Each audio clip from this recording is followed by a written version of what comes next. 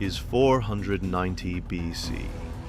The Persian Empire, vast, unstoppable, stretching from the mountains of India to the deserts of Egypt, has set its eyes on a small city called Athens. 1,000 ships cut through the Aegean Sea, carrying tens of thousands of warriors, archers, and cavalry. The might of King Darius, marching to crush a rebellion, and to make an example of Greece.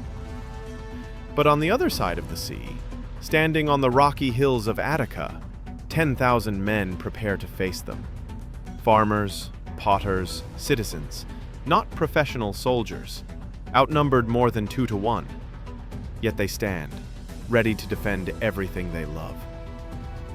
They know what's coming. They know they may not return, but if they fall, Greece falls with them. This is the story of the day when freedom faced an empire.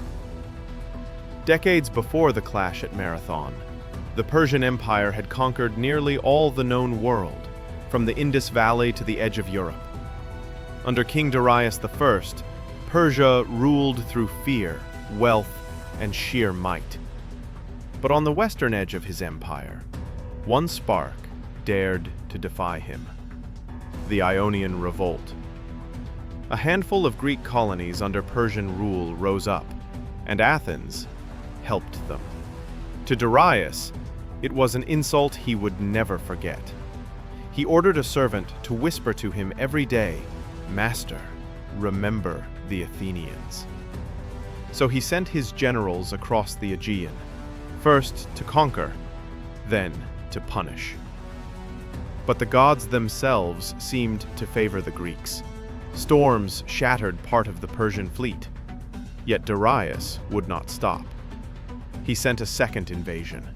25,000 men, archers, cavalry, and elite immortals. They landed on the plain of Marathon, only 26 miles from Athens. Athens stood alone. No allies.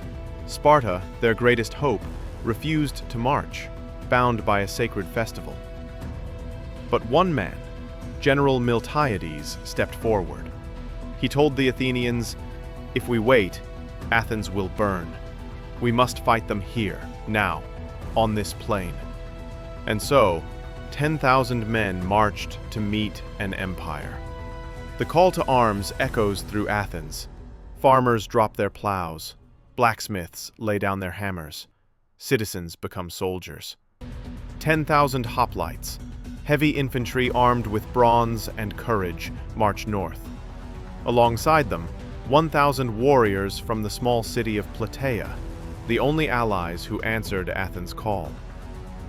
They march in silence. Every step carries the weight of their home, their families, their freedom. Ahead lies the plain of Marathon, wide, flat, open, the perfect ground for cavalry, and the Persians had plenty of it. When the Greeks arrive, they see it, a sea of tents stretching to the horizon, thousands of Persians already waiting. Miltiades orders his men to camp on the high ground overlooking the plain. They dig in, watch, and wait. For days, neither side moves.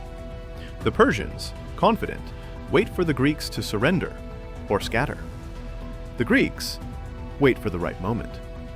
Tension thickens like fog. No one sleeps. Every man knows the next dawn could be his last. And in the silence of that plain, destiny holds its breath. Dawn breaks over the plain of Marathon. A cold mist clings to the earth. For hours, the only sound is the whisper of the wind and the creak of armor.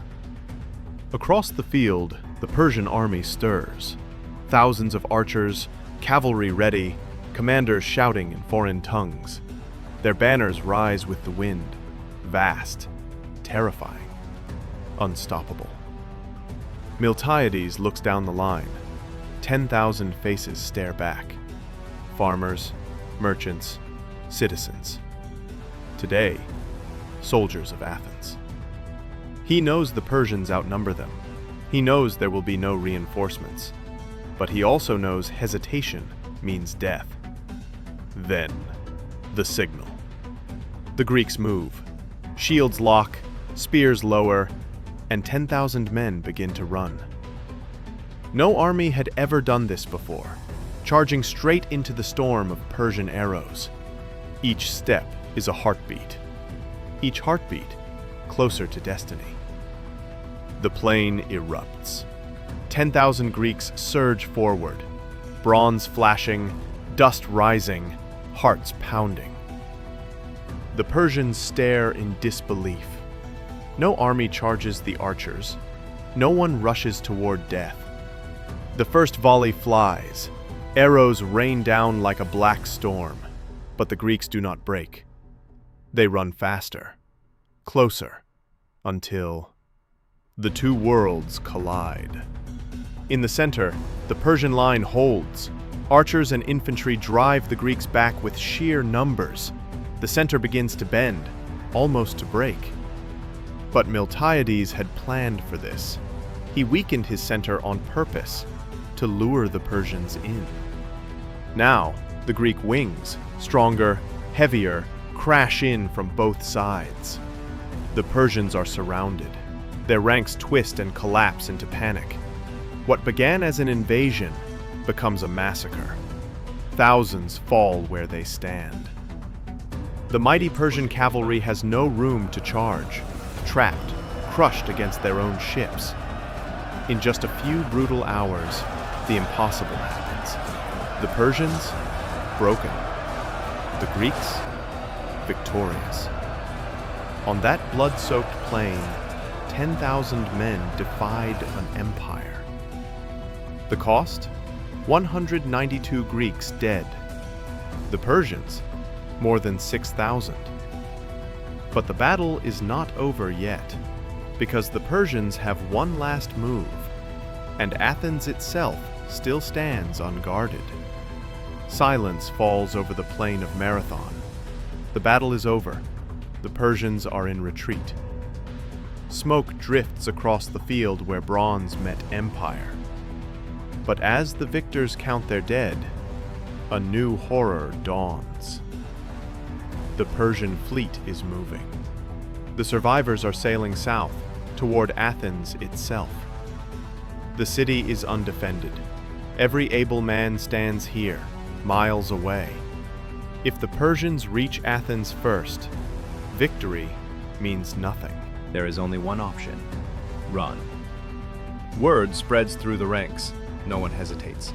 Bloodied, blistered, breathless, they begin the march, and then the run. 40 kilometers, through dust and heat, every step powered by the will to protect their home. And among them, one runner breaks ahead, the messenger, Phidippides. He runs alone, faster than thought, faster than fear, until at last he reaches Athens. He delivers his message: rejoice, we have won. Then his heart gives out. From his final breath, a legend is born. The run of Phidippides, the first marathon. Behind him, the army arrives, just as the Persian fleet appears off the coast. Seeing Athens defended, the Persians turn back. Athens is saved, Greece endures, and freedom lives another day. The plain of Marathon still lies quiet today, a stretch of grass and sea breeze, carrying the echoes of that ancient roar. There are no empires here now, no banners, no kings, only the memory of the day when a handful of free men faced the impossible and won. They did not fight for gold or land or glory. They fought for something far greater: the right to decide their own fate. The Persians came to end Greece. Instead, Marathon became the beginning, the spark that lit the fires of Athens, democracy, and the Age of Heroes. And from one man's final run came a legend that still echoes in every marathon raced today.